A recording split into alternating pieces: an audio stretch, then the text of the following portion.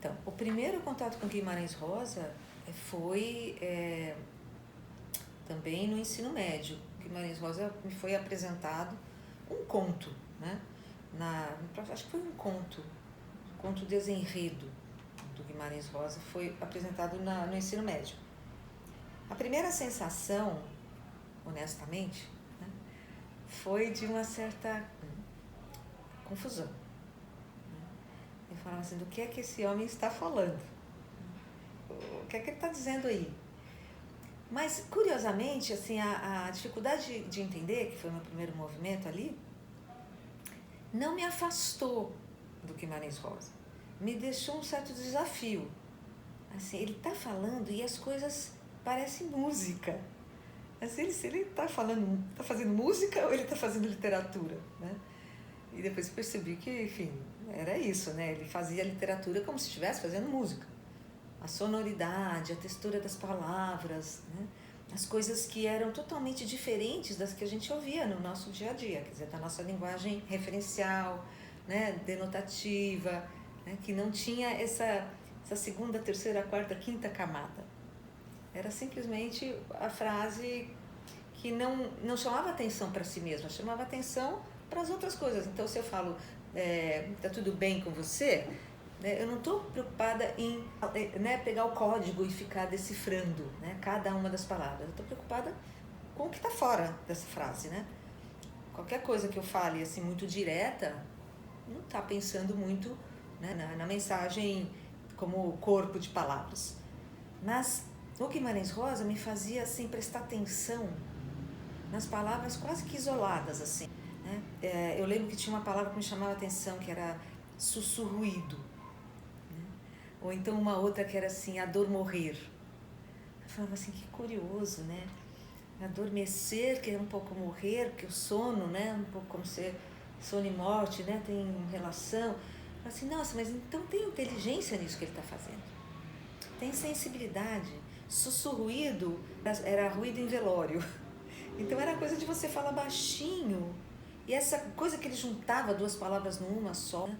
Ou ele assim interferia no corpo de um significante, né? Eu lembro que eu até hoje falo para os alunos, né? Você chamar um trabalhador da roça de enxadachim, que é uma maestria, né, do Guimarães Rosa, falar enxadachim, né? Você falar, transformar aquele roceiro em um guerreiro medieval lendário, né, que seria um espadachim. Então, esses jogos que ele faz, né, com as palavras, na primeira vez, aquilo me gerou muito estranhamento. Me gerou uma espécie de surpresa. Cada palavra, para mim, era um susto, sabe?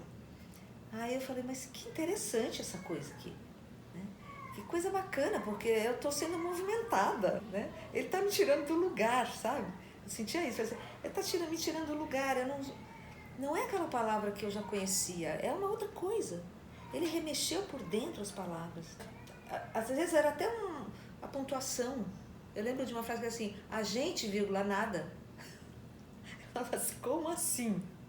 A gente, vírgula, nada? Né? Mas eu achei tão genial aquilo. Ou então assim, o senhor sabe o que o silêncio é? É a gente demais. Eu falava, que bonito. Ele fez do silêncio uma plenitude, né? Assim, tem muita coisa dentro do silêncio. O silêncio não é vazio. E é no silêncio que a gente se escuta. É no silêncio que a gente está mais presente com a gente mesmo. Né? A gente não está fora só com as pessoas e com as coisas. Né? Então eu fui percebendo que o Guimarães Rosa é um sábio. E ele pede que a gente se movimente. Ele pede que a gente entre com ele, porque ele não diz tudo. Ele condensa, ele tira uma palavra, né? Ele usa muito essas coisas de elipse, né? Que às vezes você tira palavras e elas ficam quase soltas e você tem que preencher essas palavras numa frase. Você tem que entrar junto com ele. Então, assim, para mim o começo foi um susto. Né? O começo foi um susto, mas depois eu queria mais Guimarães, assim, porque no começo todo mundo falava que Guimarães é tão difícil. Ah, Guimarães não dá para ler. Ah, não, imagina, você não vai começar lendo Guimarães. De fato, eu acho que você lê Guimarães antes do tempo, é como complicado. É complicado. Acho que você tem que ter um trato, né? Primeiro ali com as palavras, um repertório, né? Um pouco mais comportado, para você sentir um chão. Você sentir como que o enredo te pega, né? O espaço, o tempo, dentro de um texto. Agora, eu acho que as palavras literárias, elas vêm para dizer assim, puxa, eu não imaginava que era assim que podia ser.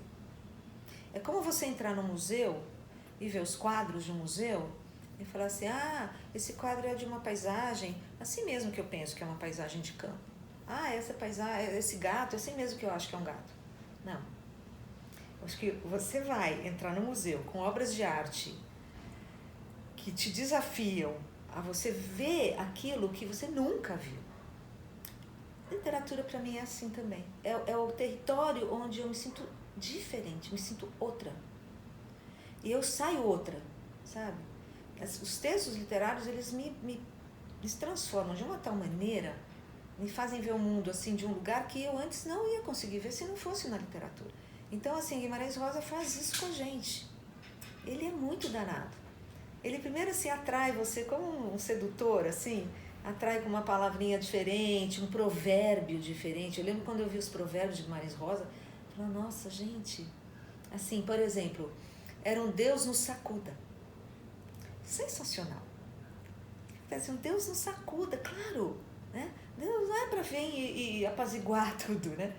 É para, né? Vamos lá, vamos ver as coisas outras, vamos agir, vamos transformar, vamos fazer. Então, assim, Deus nos sacuda. Por exemplo, infelicidade, a questão de prefixo, né?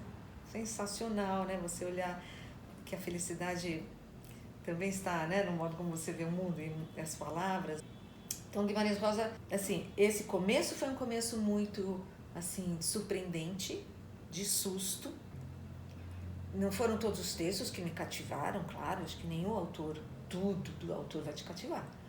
Mas tem sempre um lugar onde você percebe que ali você vai crescer. Lendo aquele autor, você vai descobrir formas de pensar o mundo, a vida, né, que você não viu antes. Eu vejo a literatura, e sobretudo Guimarães Rosa, que eu acho que é um autor desafiador, mas é um autor de encantamento. Você entra no universo rosiano, você já não está mais no mundo conhecido. E quando você entra nesse mundo do desconhecido, não é que você vai se perder no mundo que você já conhece. Você vai voltar para o seu mundo engrandecido. Que as palavras fizeram você perceber quantas gradações tem de arbusto no mundo, né? O Guimarães Rosa, a gente acha que tem 2 tipos de arbusto, ele põe 50. Certo? Bichos, então, cada vez que você pega um texto do Guimarães Rosa que fala de animais, você fala, não é possível que ele está mostrando um burrinho, lembra o burrinho pedrez do Sagarana? Aquele burrinho é sábio, é profeta, né? Ele parece assim um burrinho zen, né? Ele medita, ele sabe o caminho só por intuição, mas ele pôs isso tudo num animal. Então, assim, você entra por veredas, para usar uma palavra bem rosiana, né? Você entra por veredas que você não tinha trilhado ainda, do mundo da linguagem. E aí você volta para o seu mundo diferente. Você olha para as pessoas de um outro jeito, você começa a pensar a vida de uma outra maneira. Então, assim, é quase um processo de análise, de terapia, sem fazer terapia. Olha que legal, sem precisar pagar muito também para fazer a terapia. Você já está em processo de transformação, né? Guimarães Rosa te põe assim para confiar em coisas que você talvez passasse batido. Ele tem uma confiança na vida e uma confiança na linguagem. Então, ele é um autor assim que aposta nas coisas, né? Então, o que fazer diante de um autor como Guimarães Rosa? Acho que o Guimarães Rosa não é nem fácil nem difícil. Acho que a gente primeiro tem que um pouco abandonar esses rótulos, sabe? Você entrar num autor, vamos dizer assim, dos mais importantes da literatura brasileira, ao invés de entrar com receio, com medo, aquela sensação, não vou entender nada, eu acho que a gente tem que entrar para se divertir. Primeiro você tem que ler Guimarães Rosa como se você estivesse, de fato, brincando, né, com o texto, brincando com as palavras. Mesmo que você não entenda, por isso eu acho que é uma coisa interessante, você pode entrar no Guimarães Rosa sem entender muita coisa, falando alto o texto dele. Uma coisa que ajuda muito na leitura do Guimarães Rosa é você oralmente trazendo o texto. Porque como Guimarães Rosa é um autor mineiro, morou em Cordisburgo, uma cidadezinha pequena, né, de Minas Gerais, ele ouvia muitas contadoras de histórias. Ele é o sertanejo, né, o homem rústico. Ele tinha uma venda lá do pai dele na esquina e passavam por ali as contadoras de histórias, passavam os roceiros, né, passavam viajantes, até jagunços, que ainda tinha naquela época, como Guimarães Rosa de 1908, né?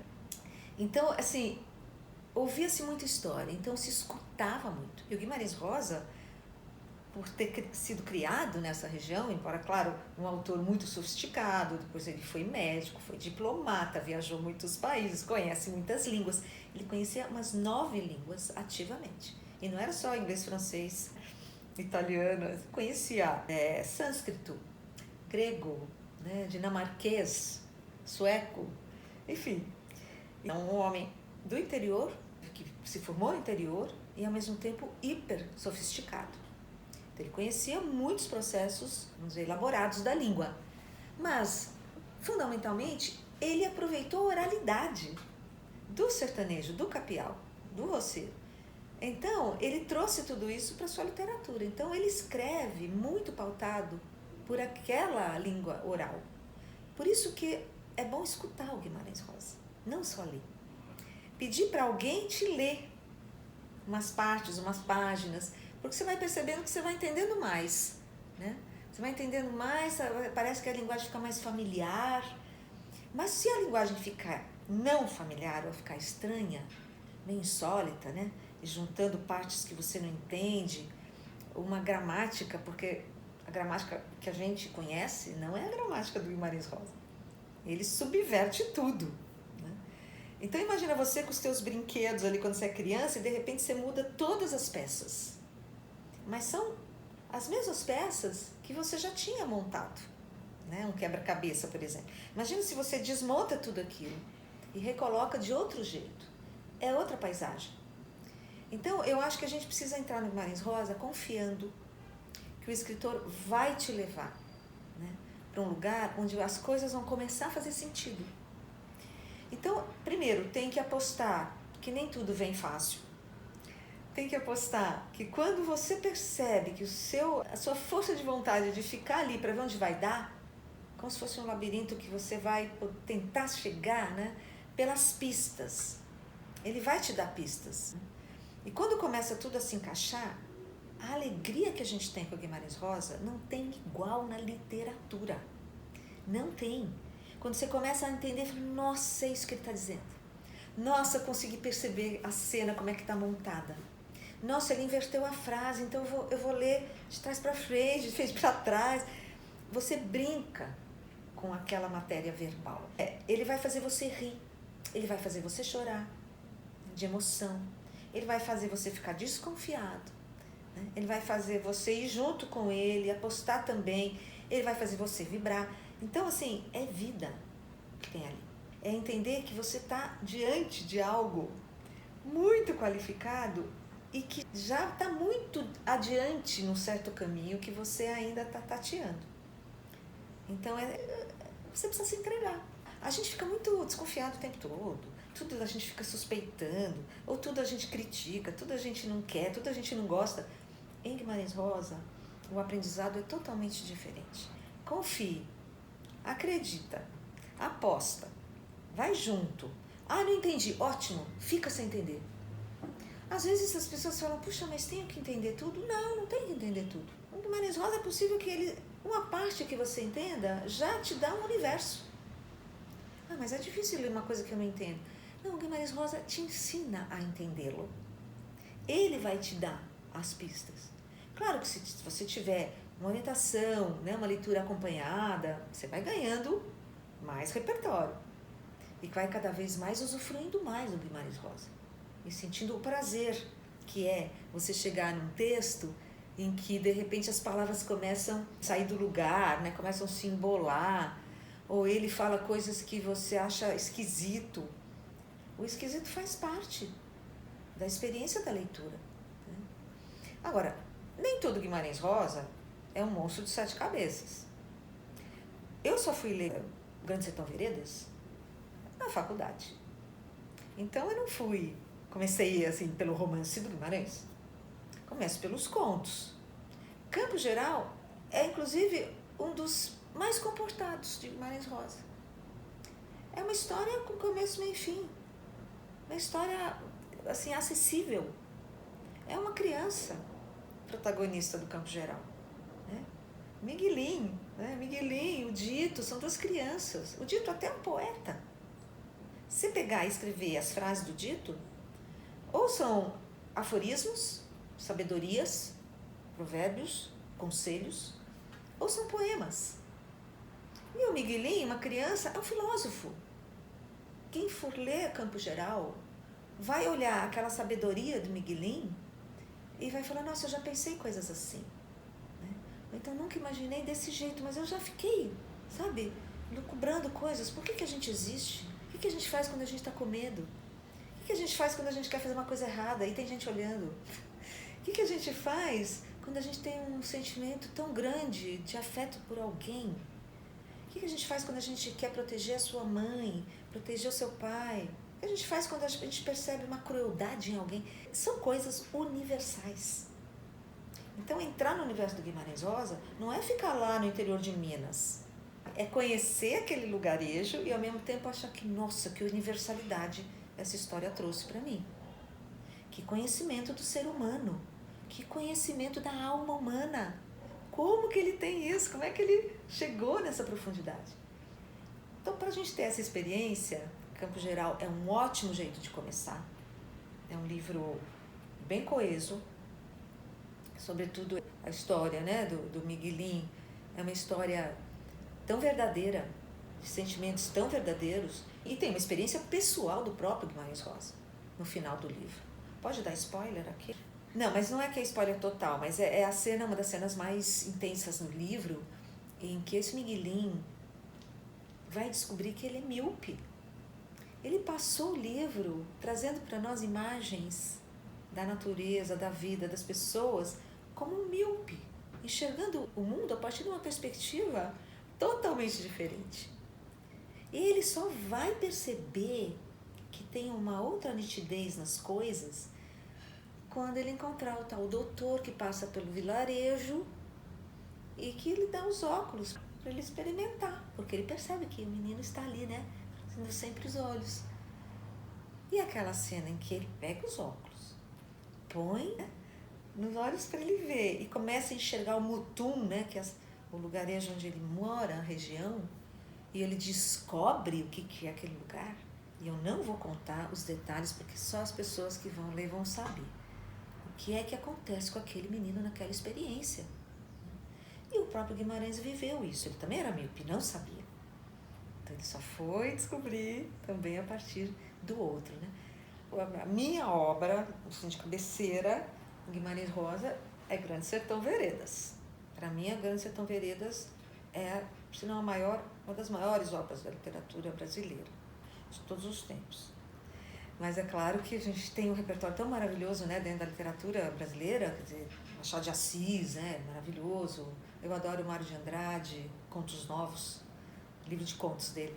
Adoro Clarice Lispector, Laços de Família. Então. Mas o Guimarães Rosa com Grande Sertão Veredas me arrebatou. Aquilo me arrebatou.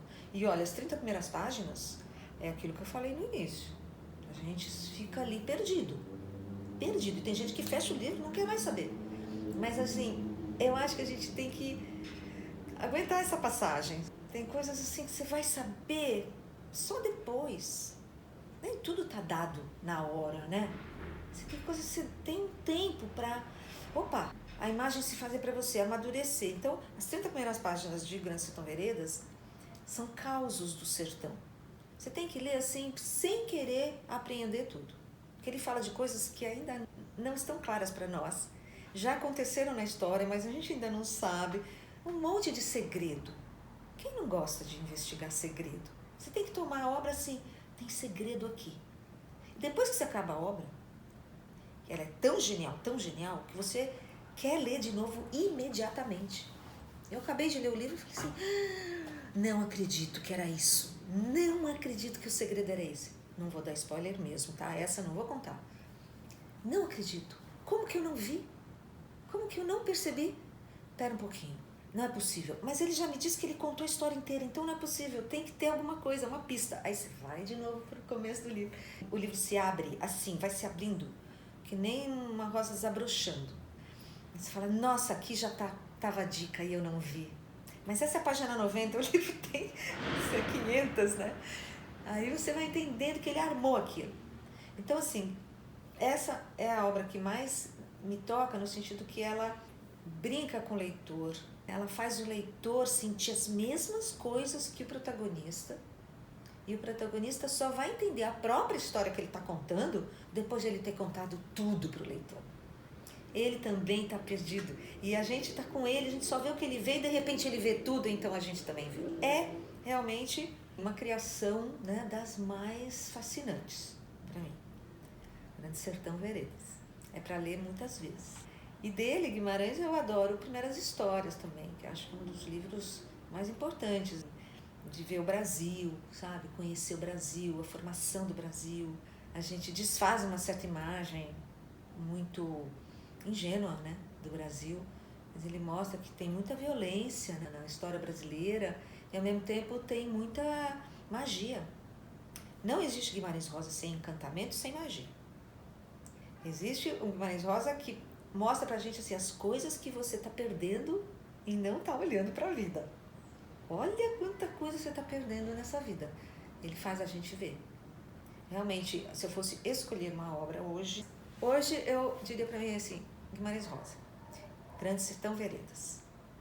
E olha que eu estudo muito Clarice Lispector, né? Eu também sou fascinada por Laços de Família. Aqueles contos eu leio, releio. E assim, me modificam. Me ajudaram a crescer, me ajudaram a ver mundo diferente, me ajudaram, tô falando de Clarice, né? Me ajudaram a olhar assim, em profundidade. Mas como obra, uma obra monumental, assim, que eu acho que é, assim, compete com as grandes obras universais. É o Grande Sertão Veredas. É isso. Eu acho que o Guimarães Rosa é um autor brasileiro, ainda que universal.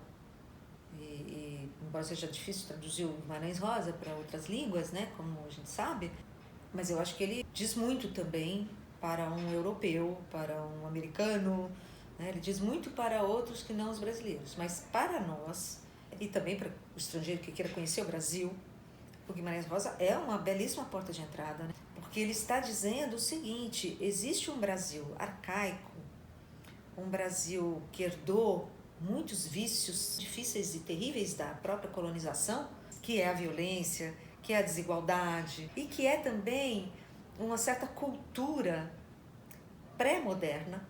E ele que morou no sertão, morou no interior do Brasil, viveu mais de perto essa cultura mais arcaica, mais ligada, vamos dizer, aos costumes, ainda quando o Estado não atuava nessas regiões meio perdidas do fundão do Brasil. Então, Guimarães Rosa mostra essa passagem deste mundo pré-moderno, que não tinha lei, que não tinha estatuto, que não tinha mundo jurídico. E quem fazia a lei era que tinha as armas. Então, não tinha um estatuto de lei para dizer assim, olha, o Estado é que tem o domínio das armas e as armas não podem estar soltas assim, como depois a gente veio a ter uma experiência terrível com relação a isso no Brasil, né, nos últimos tempos. Mas o Guimarães Rosa, ele mostrou que existe uma passagem entre o mundo mais arcaico, em que o brasileiro se identificava com essa ideia de violência, com essa ideia de eu faço a minha lei, eu sou a lei, propriedade é minha, eu defendo, né, com os dentes. Essa imagem, né, do brasileiro, e ao mesmo tempo ele foi mostrando como a modernização foi, por um lado, descaracterizando muito o Brasil mais entregue à natureza. Quer dizer, esse Brasil mais da natureza foi sendo invadido, né, pela modernidade, foi perdendo muito também da sua originalidade. E no Guimarães Rosa ele foi mostrando, o sertão vai deixando de ser sertão, começam as migrações, Aquele homem do interior começa a vir para a cidade. E o que é o brasileiro? O brasileiro é o índio, o brasileiro é o negro, o brasileiro é o europeu, é herdeiro de Portugal. Quem que é o brasileiro? Essa era uma questão do modernismo. O Guimarães Rosa viveu o modernismo. Ele sabia que essas eram questões que estavam presentes ali, né, na redefinição do nosso perfil. E o Guimarães Rosa trata isso de um jeito tão bonito, né, porque ele louva tudo o que o homem pré-moderno tem de interessante. É um olhar mais virginal para o mundo, né? Esse olhar encantado, esse olhar de lendas. Porque Sagarana, por exemplo, né? Saga é lenda. Rana vem do tupi. Saga é uma palavra alemã, germânica. Ele que montou essa palavra, Sagarana. Irana vem do tupi-guarani, que é uma coisa muito típica nacional. Quer dizer, a maneira de, como se fosse. Então, tudo para ele é como se fosse lenda. Juntou o alemão com o tupi, né, e criou essa palavra. Então, ele está dizendo, existe uma dimensão mais autêntica brasileira, mas, ao mesmo tempo, isso já foi se transformando com os migrantes, né, com um Brasil mais cosmopolita, um Brasil aberto ao estrangeiro. Então, hoje, falar da identidade nacional é algo muito mais complexo, porque, hoje em dia, o brasileiro é feito de muitos outros. Hoje nós somos feitos da influência europeia, a influência americana, a influência amazônica, a influência mineira, enfim, nós temos uma multiplicidade, uma pluralidade. E o Guimarães Rosa viu isso. Ao mesmo tempo, você junta tudo isso e você sente que tem uma universalidade que já saiu só do brasileiro, né? Já entrou numa esfera que é uma esfera muito mais abrangente, que pode ser compreendida por pessoas que não são brasileiras. Porque nós somos híbridos, né? Nós somos misturados. A miscigenação hoje é um traço do nosso perfil, e que foi trazido por toda a discussão modernista, né, das vanguardas, né? Antes não, antes achava-se que a miscigenação era uma espécie de precariedade nacional. Então, acho que hoje não. E o Guimarães Rosa contribui para isso.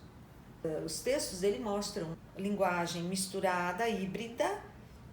Ele tem muitos estrangeirismos nas palavras que vêm de outros idiomas. Então, por exemplo, Grande Sertão Veredas, os smarts olhos de Diadorim, né? Smarts, né? Quer dizer, o inglês que é brasileirou. Jolis, o francês que é brasileirou. Então, ele está mostrando assim, quem somos nós? Nós somos essa diversidade. Nós somos esse encontro multicultural e disso preservando nossas tradições, sem matá-las, sem matar os rituais que a gente tem na nossa história, dos índios, dos roceiros, dos interioranos, dos caipiras, dos urbanos. Isso tem que ter lugar, isso não pode ser ultrapassado simplesmente. E no Guimarães Rosa a gente percebe assim, que o arcaico e o moderno convivem. Então, é uma ideia de brasileiro que uma coisa não substitui e mata a outra. As coisas, elas se arranjam, né, internamente e preservam. Como assim, um palimpsesto um pouco mais, né, misturado. O palimpsesto tem sempre aquelas camadas preservadas. Você faz que nem uma arqueologia, né? Você vai perfurando e tem muitas camadas até que você encontra, né, uma cidade de Roma ali antiga. Nós temos tudo isso na nossa história. Estão aí as etapas. Elas não foram simplesmente linearmente superadas ao ponto de não existirem mais. Tem Brasil mais atrasado, tem Brasil mais arcaico, tem Brasil mais rústico, tem Brasil mais moderno, tem Brasil mais urbano, tem Brasil mais cosmopolita. Então, eu acho que Guimarães Rosa contribui para essa discussão de um jeito mais complexo. O brasileiro dois pontos? Não tem como dizer isso. Eu não arriscaria uma resposta para isso. Enfim, acho que é uma construção em aberto. É tipo uma Cunaíma lá, né? Quer dizer, herói sem nenhum caráter fechado. A Cunaíma é um herói sem caráter no sentido de que está aberto. Ele não está fechado em absoluto. Tanto que ele transita pelo Brasil o tempo todo, né? Vai para a cidade, industrial, capitalista, etc., para a Amazônia. É aquele, né, dilema de quem somos nós. Mas eu acho que a abertura é um traço nosso.